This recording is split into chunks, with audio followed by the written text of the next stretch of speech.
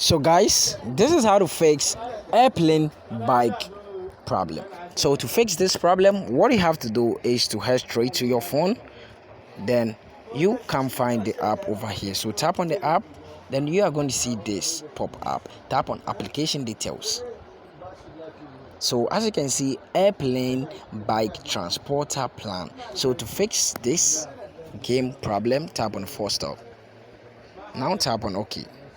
Tap on notifications, make sure the show notifications is toggled on. Now go back, tap on storage and cache, clear the cache, then tap on the clear storage.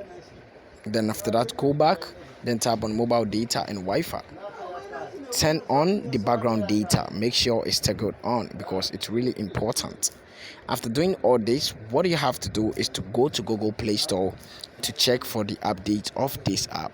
So after updating the app, what you have to do is to tap on your power button for some while, and when you tap on your power button for some while, you are going to see this.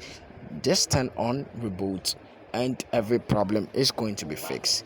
Thank you very much for watching this video. See you in my next video.